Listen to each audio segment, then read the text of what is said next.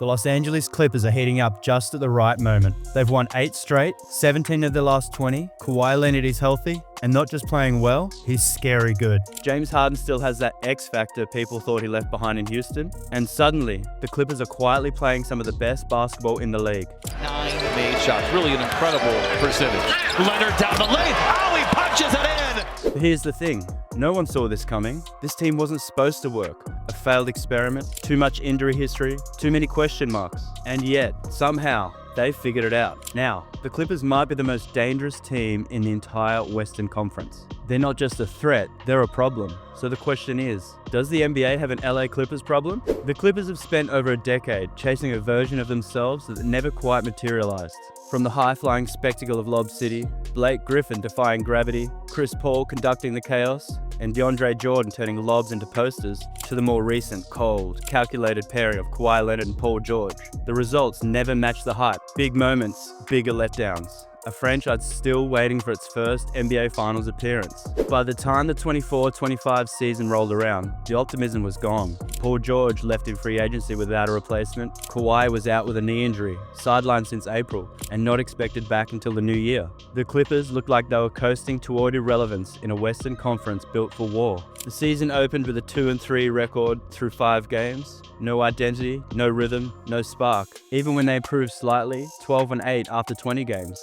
17-13 after 30, they hovered around 500, stuck between mediocrity and missed opportunity. The standings placed them around 7th or 8th, and that certainly didn't scream contender, but a team struggling for a play-in spot. But at least they were surviving, thanks to one man. Through the early stretch of the season, James Harden quietly averaged 21.6 points, 8 assists, and 6.1 rebounds per game. But these weren't empty stats, they were surgical. Allow him to put the time in to get that touch back.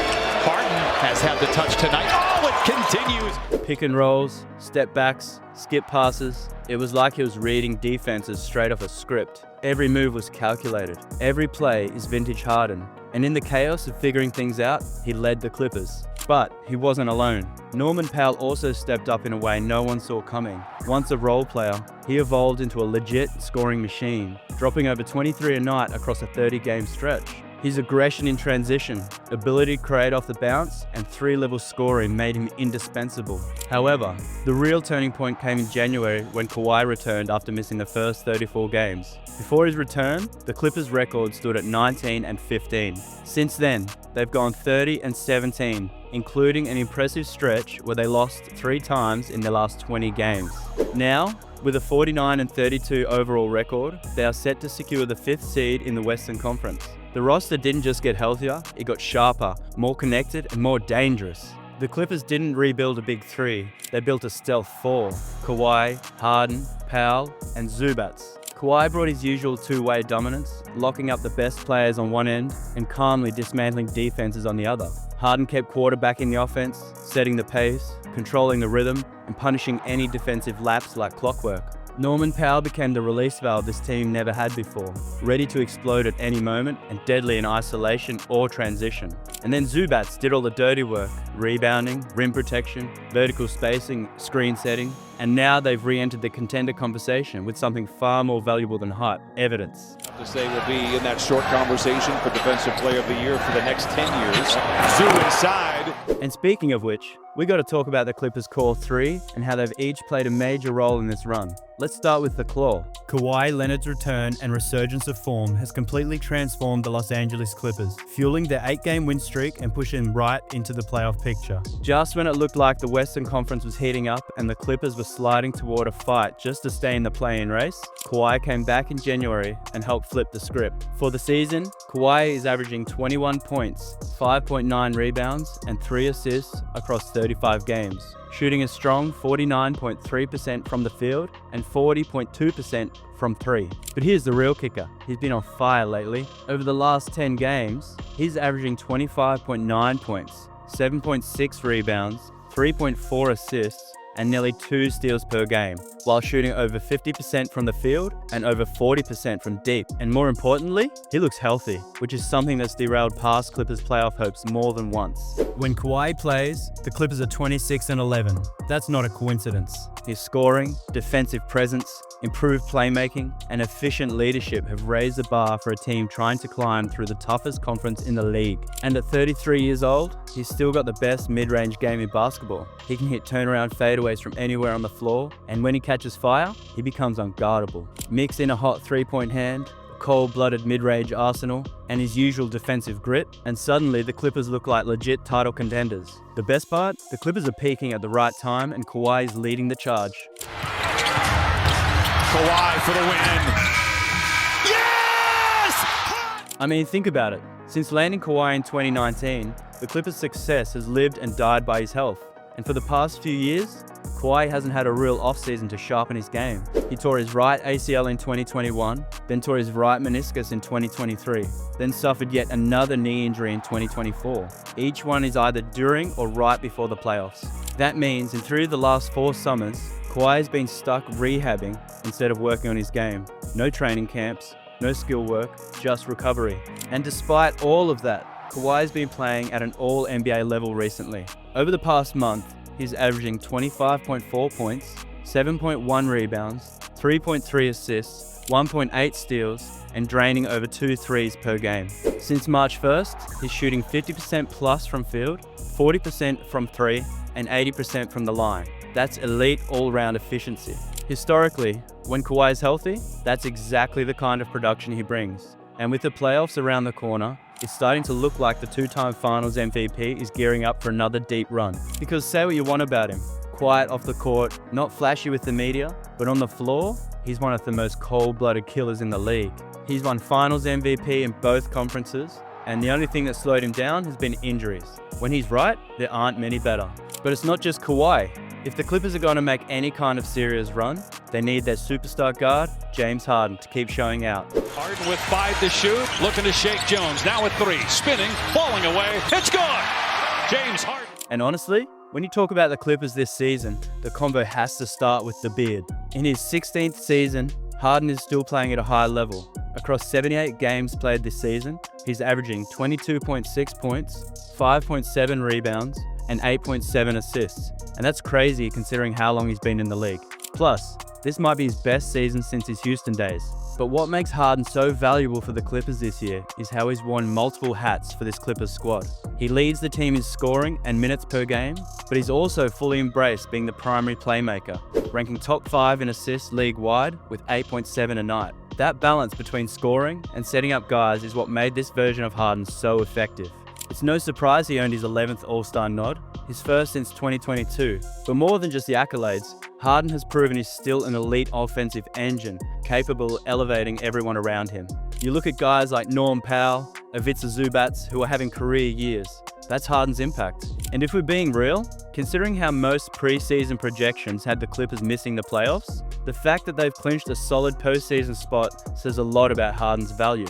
Sure, he might not have that same burst he once did, and his efficiency has dipped a bit, but his craft, strength, and deceptive skill sets still make him a nightmare to guard. Now with Kawhi healthy and balling again, the Clippers have a real chance to unlock another level of production from both of them.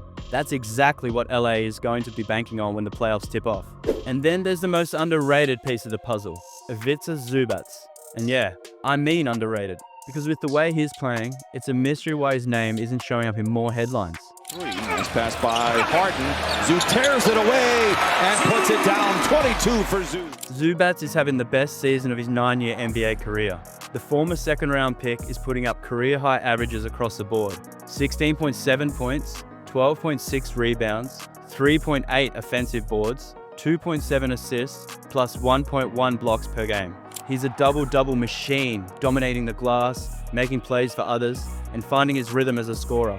Simply put, he's been instrumental to the Clippers' success. And here's the wild part. Zubats makes the team significantly better when he's on the floor. With him, the Clippers outscore opponents by 9.1 points per 100 possessions. Without him, they're getting outscored by 2.8. That's a massive 11.9 point swing. Those are winning numbers. Even better, he's heating up at the right time.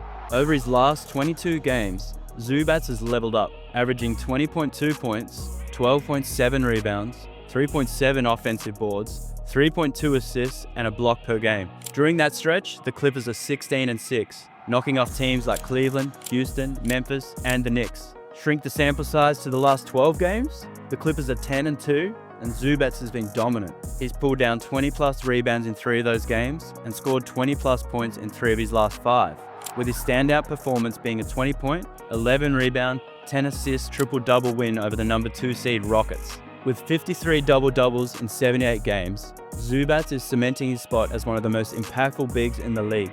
And if LA is going to make a deep playoff run, they need to keep feeding him and let him stay aggressive through the playoffs. Do that, and this could be a breakout postseason for both player and team. So, with the playoffs right around the corner, the Clippers are looking super dangerous. Kawhi Leonard is finally healthy and playing like the silent assassin we all know. Harden, he's been highly productive, arguably having his best season since the Houston days.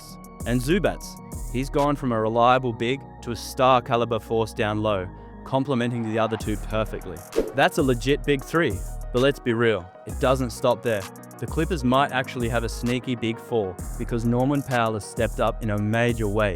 He's filling the offensive gap left by Paul George, averaging 21.9 points, 3.2 rebounds, and 2.1 assists on the season, which is by far the best season of his career. And he's a legit third option on a team that could make noise in the playoffs. They're down by 2. George wants it all. The 3!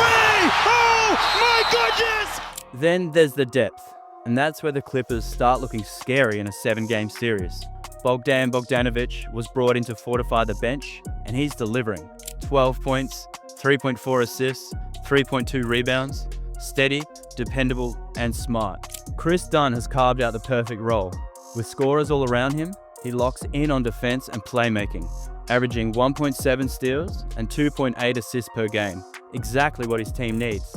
And don't sleep on Derrick Jones Jr., aka Airplane Mode. He's still a high flyer, catching lobs and crashing the glass, but he's more than a dunker now. He's shooting over 52% from the field and 36.7% from 3, while playing elite defense on the wing. That's the definition of a dream role player. You've also got the 36-year-old vet Nicholas Batum, who knows how to make winning plays in big moments. And of course, Ben Simmons. If he gets rolling, that's another player most teams can't prepare for. Altogether, this Clippers team has depth, defense, star power, experience, and role players who know their jobs. And in a long playoff series, that's the type of squad that becomes dangerous really fast. That said, in their last 20 games, the Clippers have been on a roll, winning 17 and beating playoff caliber teams like the Houston Rockets, New York Knicks, and Cleveland Cavaliers along the way. Over their recent 7-game win streak, they've ranked 2nd in the league in defensive rating and 3rd in offensive rating, making them the only team to rank in the top 5 in both during that stretch. 115. Leonard drives on Mobley, fades and fires. Oh my! He's toggled. Their true shooting percentage over that span is an elite 62%, second only to the Milwaukee Bucks. They also turned the Intuit Dome into a fortress this year, finishing the regular season with a 30-11 home record. On the season, the Clippers boast a defensive rating of 109.3, which ranks them 3rd in the entire league. They're top 10 in total points, rebounds, field goals made, field goal percentage, 3-point percentage, defensive rebounds, steals, and true shooting percentage. That kind of statistical balance is rare, and it gives them a real edge in a Western Conference and being a dogfight from start to finish. Right now, the Clippers sit 5th in the standings, but that doesn't reflect how dangerous they become down the stretch. They're healthy, hot, and clicking at the right time, and that momentum matters. With Kawhi Leonard back to All-NBA form, James Harden still playing like one of the league's top guards, Ivica Zubats quietly dominating as one of the most underrated bigs in the NBA, and a deep bench loaded with versatile role players and structure to make real noise in the playoffs. Vegas might not believe it, the media might not believe it, but the Clippers believe it. As head coach Tyronn Lue said after the latest blowout win over Houston, "I like where we're at, and if they stay healthy, this might finally be the year the Clippers go all the way." But if there's one thing that makes the Clippers a serious problem for the rest of the NBA, it's that they excel on both ends of the floor, and their main core understands their roles perfectly. Kawhi Leonard is the on-ball creator and go-to scorer. Norman Powell is a spot-up threat and secondary bucket getter. James Harden is the orchestrator, setting everything up. And Ivica Zubats is one of the league's most efficient interior scorers. Lob to Zoo. What a move! Nobody's doing too much. And that's exactly why the Clippers are one of the most efficient and dangerous teams heading into the postseason. Defensively, they've got real weapons. Leonard still locks up, Chris Dunn is a gritty defender who embraces the dirty work, and Zubats is a force in the paint. Together, they can frustrate and slow down even the top-tier offenses above them in the standings. Add to that the fact that Leonard and Powell both have championship rings, and you're talking about playoff-tested guys who know what it takes to win when the pressure is highest, something most teams can't say.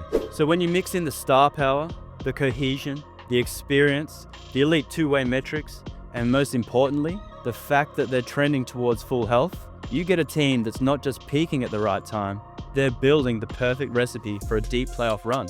Other teams might want to avoid them, but at this rate, the Clippers could be unavoidable. With that being said, let me know in the comments. Are the Clippers a dark horse or legit contenders? Don't forget to like, subscribe, and hit that bell icon. We'll be following their playoff run every step of the way and breaking it all down. Until next time, keep your eyes on LA, just not the team you used to.